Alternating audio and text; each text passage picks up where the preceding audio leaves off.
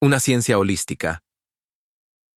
El marxismo, al que se ha descartado en repetidas ocasiones llamándolo una doctrina obsoleta, sigue siendo relevante en la actualidad debido a que no se trata de un cuerpo de postulados fijos, sino de un método que permite ver más allá de las apariencias inmediatas para identificar las cualidades internas y las fuerzas en movimiento que dan forma a las relaciones sociales y a gran parte de la historia como tal. Como señaló Marx, toda ciencia sería superflua si la forma de manifestación y la esencia de las cosas coincidiesen directamente. De hecho, quizás la razón por la que gran parte de la ciencia social moderna parezca superflua es porque se dedica al tedioso rastreo de las apariencias externas. Para entender el capitalismo, primero hay que despojarse de las apariencias que presenta su ideología. A diferencia de la mayoría de los teóricos burgueses, Marx se dio cuenta de que lo que el capitalismo dice ser y lo que realmente es son dos cosas diferentes. Lo que es único en el capitalismo es la expropiación sistemática del trabajo con el único propósito de la acumulación. El capital se anexiona al trabajo vivo para acumular más capital. El propósito final del trabajo no es prestar servicios a los consumidores o sostener la vida y la sociedad, sino generar cada vez más ingresos para el inversionista, independientemente de los costos humanos y ambientales. Un punto esencial del análisis marxista es que la estructura social y el orden de clases prefiguran nuestro comportamiento de muchas maneras. El capitalismo se mueve en todas las áreas del trabajo y la comunidad, aprovechando toda la vida social en su búsqueda de ganancias. Convierte la naturaleza, el trabajo, la ciencia, el arte, la música y la medicina en mercancías, y las mercancías en capital. Transforma la tierra en bienes inmuebles, la cultura popular en cultura de masas, y a los ciudadanos en trabajadores y consumidores endeudados. Los marxistas entienden que una sociedad de clases no es solo una sociedad dividida, sino una gobernada por el poder de una clase, en la que el Estado desempeña un papel crucial en el mantenimiento de la estructura de clases existente. El marxismo podría considerarse una ciencia holística, en el sentido de que reconoce los vínculos entre varios componentes del sistema social. El capitalismo no es solo un sistema económico, sino también político y cultural, todo un orden social.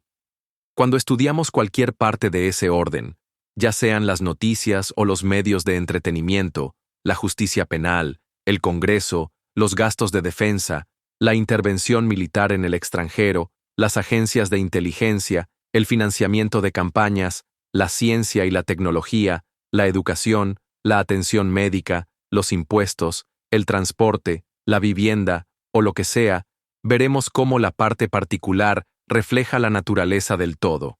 Su dinámica particular a menudo apuntala y está moldeada por el sistema social, particularmente la necesidad del sistema de favorecer los intereses de la clase corporativa. Cumpliendo su rol en la reproducción del sistema, los más grandes medios de comunicación presentan la realidad como una dispersión de eventos y fenómenos que guardan poca relación entre ellos o que no están conectados a relaciones sociales más amplias. Tomemos, por ejemplo, al fenómeno del racismo. El racismo se presenta en esencia como un montón de actitudes reprochables llevadas a cabo por individuos racistas. Hay pocos análisis que identifiquen qué es lo que hace que sea tan funcional para un sistema de clases. La raza y la clase se tratan como conceptos mutuamente excluyentes que compiten entre sí. Pero aquellos que comprenden el poder de clase saben que a medida que las contradicciones de clase se profundizan y pasan a primer plano, el racismo se vuelve un factor cada vez más importante en la lucha de clases. En resumen, es probable que la raza y la clase sean importantes áreas de conflicto al mismo tiempo. Los marxistas sostienen que el racismo implica no solamente una actitud individual, sino también una estructura institucional y un poder sistémico. Señalan que las organizaciones y los sentimientos racistas a menudo son propagados por fuerzas reaccionarias bien financiadas que buscan dividir a la población trabajadora contra sí misma dividiéndola en enclaves étnicos antagónicos. Los marxistas también resaltan cómo el racismo es utilizado para mantener los salarios a la baja, pues hace que un segmento de la fuerza laboral sea vulnerable a la superexplotación. Ver cómo el racismo se configura en la sociedad corporativa permite ir más allá de una queja progre y nos ayuda a llegar a un análisis más radical. En lugar de pensar que el racismo es un resultado irracional de un sistema racional y benigno, deberíamos ver que es un resultado racional de un sistema irracional e injusto. Por racional, me refiero a intencional y funcional a la reproducción del sistema que lo nutre. Al carecer de un enfoque holístico de la sociedad, las ciencias sociales convencionales tienden a compartimentar la experiencia social.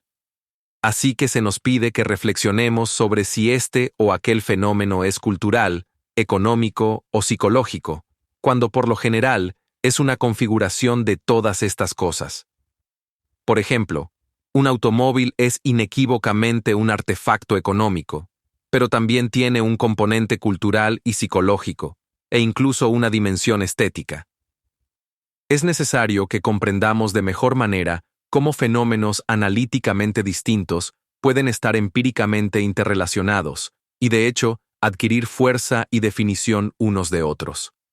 Los marxistas no aceptan aquella perspectiva ortodoxa que ve a las instituciones como algo que simplemente está ahí, tan natural y solemne como las montañas. Especialmente las instituciones formales más articuladas como la iglesia, el ejército, la policía, las fuerzas armadas, la universidad, los medios de comunicación, la medicina y similares. Las instituciones están moldeadas por los intereses de clase y el poder de clase. Lejos de ser bastiones neutrales e independientes, las principales instituciones de la sociedad están ligadas a la clase capitalista. Los grandes empresarios ejercen poder de decisión directamente a través del control de las juntas directivas y directorios. Las élites empresariales suelen controlar los presupuestos de varias instituciones e incluso tienen propiedad sobre ellas, un control inscrito en la ley a través de estatutos corporativos y reforzado por el monopolio de la violencia del Estado. Tienen poder para escoger gerentes, para decidir políticas y sobre las actividades de los empleados. Las ciencias sociales convencionales se dedican a ignorar las relaciones entre la acción social y las demandas sistémicas del capitalismo, evitando cualquier perspectiva del poder en su dimensión de clase y cualquier perspectiva de la clase como una relación de poder. Para los investigadores convencionales, el poder es algo fragmentado y fluido, y la clase no es otra cosa que una etiqueta o categoría de ingresos que puede ser correlacionada a los hábitos electorales, los estilos de consumo o cualquier otra cosa, evitando verla como una relación entre aquellos que tienen posesiones y aquellos que trabajan para ellos. Desde el punto de vista marxista, no puede existir una clase como tal, una entidad social en sí misma. No puede haber señores sin siervos, ni amos sin esclavos, ni capitalistas sin trabajadores. Más que una categoría sociológica, la clase es una relación con los medios de producción y con el poder social y estatal. Esta idea, tan fundamental para la comprensión de las políticas públicas, es evitada por los científicos sociales convencionales que prefieren concentrarse en todo lo demás, menos en las realidades del poder de clase. Es curioso, por ejemplo, que algunos politólogos han estudiado a la presidencia y al Congreso durante décadas sin pronunciar una palabra sobre el capitalismo, sin ni siquiera mirar de soslayo cómo los imperativos de un orden político-económico capitalista desempeñan un papel tan crucial en prefigurar la agenda política. Las ciencias sociales están repletas de estudios de poder comunitario que tratan a las comunidades y a sus problemas como entidades autónomas aisladas. Tales investigaciones generalmente se limitan a la interacción inmediata de los actores políticos, y se dice poco sobre cómo los problemas se vinculan con intereses sociales más amplios. Los preconceptos ideológicos conservadores influyen con regularidad en las estrategias de investigación de la mayoría de los científicos sociales y analistas. En ciencia política, por ejemplo, 1. Las relaciones entre las naciones capitalistas industriales y las naciones del tercer mundo se describen como a. Dependencia e interdependencia, y fomentan un desarrollo de beneficio mutuo, en lugar de b. Un imperialismo que explota la tierra, el trabajo y los recursos de las naciones más débiles en beneficio de las clases favorecidas, tanto en el mundo industrial como en el menos desarrollado. 2. Se dice que Estados Unidos y otras sociedades capitalistas democráticas se mantienen unidas por a. Valores comunes que reflejan el interés común, y no por b. Poder y dominación de clase. 3. La fragmentación del poder en el proceso político es, supuestamente, un indicador de a. Fluidez y democratización del pluralismo de los grupos de interés, en lugar de b. La usurpación y transformación del poder de manera irresponsable y antidemocrática. 4. La propagación masiva de creencias políticas ortodoxas se describe como a. Socialización política y educación para la ciudadanía, y se trata como un proceso cívico deseable, en lugar de b.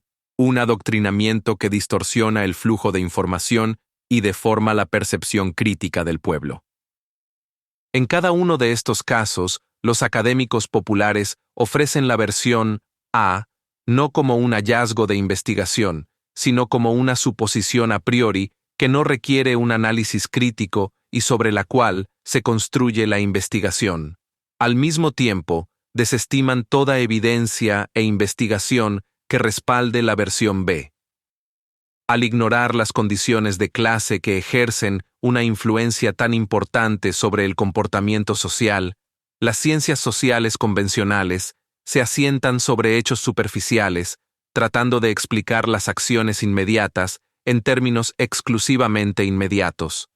Tal enfoque otorga una alta prioridad a las explicaciones epifenoménicas e idiosincrásicas, las peculiaridades de determinadas personalidades y situaciones específicas. Lo que habitualmente se pasa por alto en tales investigaciones, y en nuestros noticieros, nuestras observaciones diarias y a menudo, incluso en nuestras luchas políticas, es la forma en que fuerzas aparentemente remotas pueden prefigurar nuestras experiencias.